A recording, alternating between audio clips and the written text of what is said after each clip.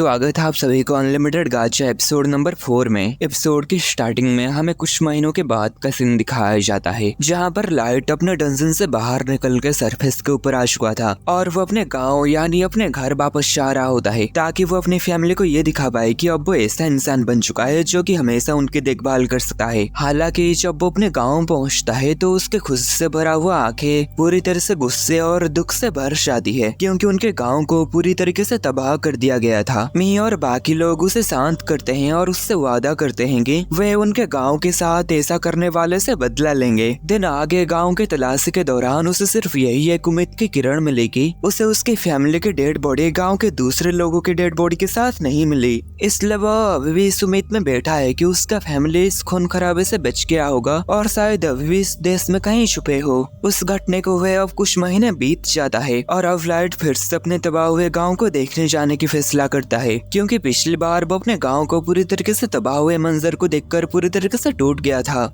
इसलिए अब वो अपने साथ मन से अपने तबाह हुए गांव को फिर से देखने जा रहा है, ताकि उसे अपने फैमिली के बारे में कुछ सुराग मिल सके। इस बार उसके साथ गोल्ड नाम का एक आर्मर हीरो और इन नाम का एक असासिन होती है। गाँव का नजारा उसे फिर से एक बार काफी ज्यादा दुख में भर देता है, लेकिन इस बार वो शांत रहता है और अपने साथियों की मदद से मरे हुए कई सारे गाँव के लोगों के लिए कब्र बनाता है। आगे वो कब्र के ऊपर फूल चढ़ाता है और उसे एहसास होता है जरूर किसी दूसरे रेसेस के एडवेंचरर्स एक साथ मिलकर उनके गांव की ये हालत किए होंगे। जब वो गहरी सोच में डूबा हुआ था तभी गोल्ड शिकायत करने लगता है कि उन्हें जल्द से जल्द अपना काम शुरू कर देना चाहिए, वरना उन्हें आज रात खुले में सोना पड़ेगा। पर एन उसके ऊपर गुस्सा करने लगती है और कहती है अभी तो सिर्फ सुबह हुआ है, इसलिए उन्हें लाइट को जितना हो सके उतना समय देना चाहिए। गोल्ड इस पर एन से कहता है वो लाइट के लिए आइसलैंड माउंटेन में जा सकता है या फिर डीप हेल में भी जा सकता है। वो लाइट के लिए कुछ भी करने के लिए तैयार है, पर अभी ये जरूरी है कि उन सभी को आराम करने के लिए कोई सेफ जगह ढूंढनी होगी, जो कि अभी लाइट के हालात को देखकर अभी उसके लिए थोड़ा सा आरामदायक हो।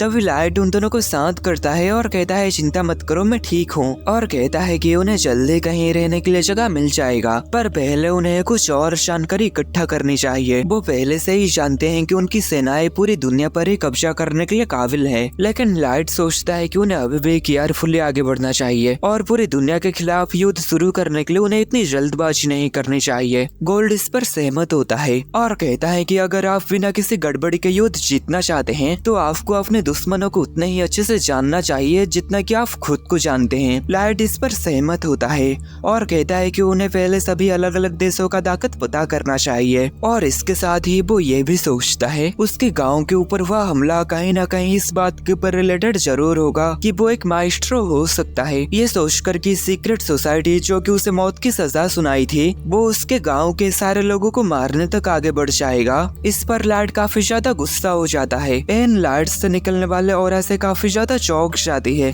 लेकिन तभी गोल्ड उसे शांत करता है और कहता है जब तक हम शहर में हैं उसे अपने गुस्से के ऊपर काबू रखना होगा, क्योंकि वो अभी किसी को भी मारना नहीं चाहते। इसलिए लाइट शांत हो जाता है और एक भद्दा सा दिखने वाला मास्क निकाल देता है। दिन वो सभी उड़ते हुए डोगास सिटी की ओर जाने लगते हैं और वहाँ जाते हुए एन लाइट से शहर के अंदर घुसने के बाद उनके प्लान के बारे में पूछती है। लाइट इस पर उन्हें बताता है उन्हें शुरुआत में लो प्रोफाइल बनाए रखना होगा ताकि कॉनकॉर्ड ऑफ 12 को उनके ऊपर शक न हो, और उन्हें एडवेंचरर गिल्ड में रजिस्ट्री करना होगा। एक बार रजिस्ट्री होने के बाद वो अपने पार्टी का रैंक जितना हो सके उतना बढ़ा सकते हैं, क्योंकि उनकी पार्टी का रैंक जितना ही ज्यादा हाई होगा उतनी ही ज्यादा खुफिया जानकारी उन्हें उन लोगों से मिल पाएगी जो या तो उनकी मदद चाहते हैं या फिर उनका साथ या फिर उनसे अपना प्रोटेक्शन पाना चाहते हैं। गोल्ड को यह आइडिया काफी ज्यादा पसंद आता है और आगे कहता है कि अब हमें चलते हुए आगे बढ़ना चाहिए। लाइट इस पर मान जाता है और वो जमीन के ऊपर नीचे आ जाते हैं और आगे की सफर चलते हुए जाने का फैसला करते हैं। तभी जंगल से चलते हुए उन्हें कहीं से लोगों की चिल्लाने की आवाज सुनाई देती है और उन्हें पता लगता है कुछ डॉर्फ ने एक इंसान और उसके बच्चे को घेर लिए हैं। उन्हें लूटने के लिए ये डॉर्फ तैयार होते हैं, लेकिन तभी वो एक गोल्डन आर्मर पहने हुए बंदे को देखकर उसे खुले में और अपने सामने आने के लिए कहते हैं। लाइट अपने दोस्तों से इन डॉर्फ के साथ निपटने के लिए ऑर्डर देता है। इस पर एन एक ही झटके में उन डॉर्फ को बांध के नीचे गिरा देती है। शुक्रिया के तौर पर वो आदमी उन तीनों को डोगास शहर तक राइड ऑफर करता है। छोटी लड़की ये देखकर काफी इम्प्रेस होती है, क्योंकि वो पहले कभी भी कोई इंसानों को किसी भी डॉर्फ को हराते हुए नहीं देखी थी, और वो आदमी सोचता है कि इतना ज्यादा स्ट्रॉन्ग इंसान मिलना सच में काफी ज्यादा रेयर है। आगे वो बंदा लाइट से पूछता है क्या वो कोई फेमस एडवेंचरर ग्रुप का मेंबर है। इस पर लाइट जवाब देता है कि वो तो अभी तक किसी भी गिल्ड में रजिस्टर तक नहीं है। ये सुनकर वो बंदा सच में काफी ज्यादा हैरान हो जाता है। आगे वो बंदा कहता है अगर तुम एक नई पार्टी शुरू करना चाहते हो तो तुम सही जगह पर आए हो, क्योंकि डोगेस शहर डोर्फ नेशन की सीमाओं पर बना है,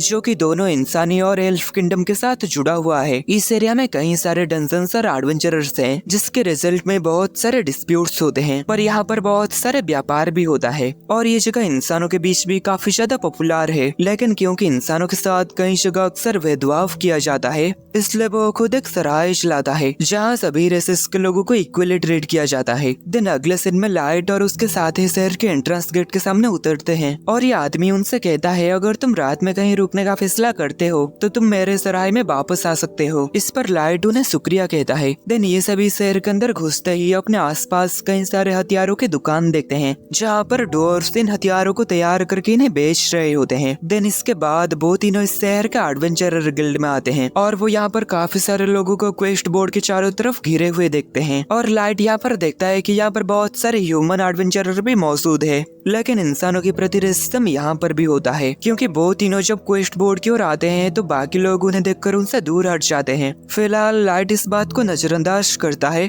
और सीधा रजिस्ट्रेशन बोर्ड के पास जाता है, जहाँ पर उन्हें यहाँ केफ मिलता है। इस पर एन रिसेप्शनिस्ट के ऊपर भड़क जाती है और उससे गुस्से में कहती है कि तुम्हें लाइट की रैंक फिर से जांचना होगा, क्योंकि तुम्हें नहीं पता लाइट कितना ज्यादा ताकतवर है, उसे कम से कम एस रैंक मिलना चाहिए। हालांकि रिसेप्शनिस्ट को उनसे कोई परवाह नहीं होती और वो उनसे अपने बदबूदार इंसानी रूप से दूर हटने के लिए कहती है और अपने दिए गए रैंक को एक्सेप्ट करने के लिए कहती है। इससे पहले कि एन कुछ करे, लाइट उसे रोक लेता है और आगे वो रिसेप्शनिस्ट से माफी मांगता है। देन अपने दिए गए रैंक को एक्सेप्ट करके वो बाहर आ जाते हैं। बाहर आकर एन लाइट से माफी मांगने लगती है क्योंकि वो सब कुछ बिगाड़ दी थी, लेकिन लाइट उसे शांत करता है और अपने टोली को लेके कोलन के पास वापस जाता है। कोलन उन्हें एक बार फिर से देखकर खुश होता है और उनसे पूछता है वो उनके लिए क्या कर सकता है। लाइट उसे बताता है वो उसकी घर की ऊपरी मंजिल को पूरी तरीके से 1 महीने के लिए रेंट पर लेना चाहता है और 1 महीने के दौरान उसके और उसके साथियों के सिवाय कोई भी ऊपर नहीं आ सकते हैं। देन वो सोने के सिक्कों से भरा हुआ एक थैला निकालता है और उसे पेमेंट के तौर पर देता है, लेकिन कोलन उसे ये कह के मना कर देते हैं कि जिसने उसके जान बचाए हैं वो उनसे कभी भी पैसा नहीं ले सकता है। पर फिर भी लाइट जबरदस्ती उसे ये पैसा देने लगता है, जिस पर कोलन ये पैसा ले लेता है। देन ऊपरी मंजिल पर आने के बाद लाइट चारों तरफ मैजिकल बैरियर लगा देता है ताकि वो यहाँ पर सेफ रहे। दिन अगले सुबह वो सभी डंजन में जाने के लिए तैयार हो जाते हैं और यहाँ पर डंजन में लगा लंबी लाइन में वो खड़े हो जाते हैं,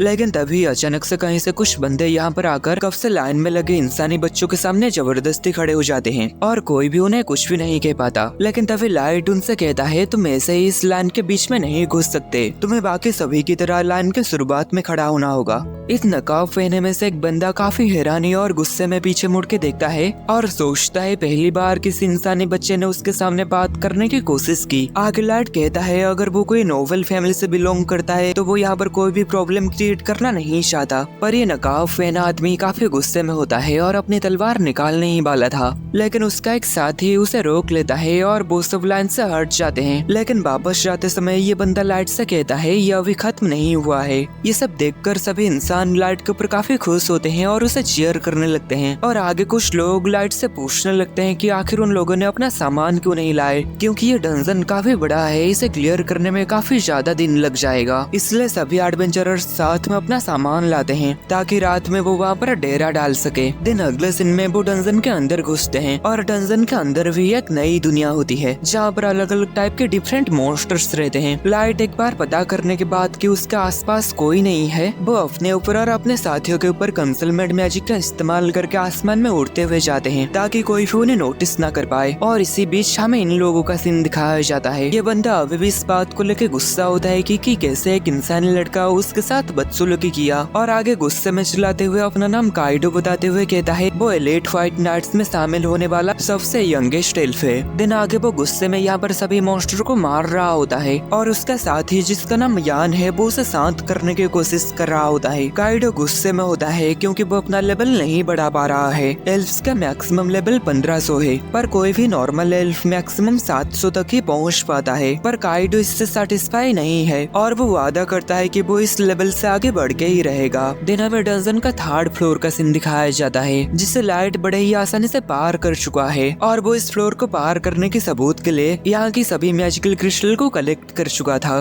देन वो सभी अब सतह के ऊपर वापस लौटने का फैसला किए और यहाँ पर उड़ते हुए इस बारे में बात कर रहे थे कि उनके उड़ने की एबिलिटी की वजह से वो एक ही दिन में डंजन के कई सारे फ्लोर क्लियर कर दिए। इसके बिना तो उन्हें एक ही फ्लोर क्लियर करने में कई दिन लग जाते। देन वापस लौटते समय वो देखते हैं कुछ यंग एडवेंचरर्स गॉब्लिन के साथ फाइट कर रहे होते हैं और अपने टीम वर्क के साथ वो उन सभी गॉब्लिन्स को बड़े ही आसानी से खत्म कर देते हैं। लेकिन तभी लाइट नीचे उतर के एक जहरीले सांप को मार देता है जो कि उनमें से एक लड़की को डसने वाला था। लाइट उन सभी यंग एडवेंचरर्स को बताता है उन्हें हमेशा अपने सामने रहा दुश्मन के साथ अपने आसपास में भी ज्यादा ध्यान देना चाहिए और सभी बच्चे उसकी मदद के लिए उससे शुक्रिया कहते हैं। तभी अचानक से कुछ जंगली भेड़िया जंगल के अंदर से बाहर निकल के उनकी ओर आने लगते हैं। यंग एडवेंचरर्स यहाँ से भागने के बारे में सोचते हैं पर ये भेड़िया उनके ऊपर हमला नहीं करने वाले थे। वो तो यहाँ से भाग रहे थे क्योंकि पीछे से एक बहुत ही बड़ा खतरनाक मैंटिस आता है। ये सभी बच्चे इतनी बड़े खतरनाक मैंटिस को देखकर डर के मारे हिल नहीं पाते और यहाँ पर सिर्फ लाइट ही होता है जो कि उन्हें बचा सकता है। पर यहीं पर ये एपिसोड खत्म हो जाता है।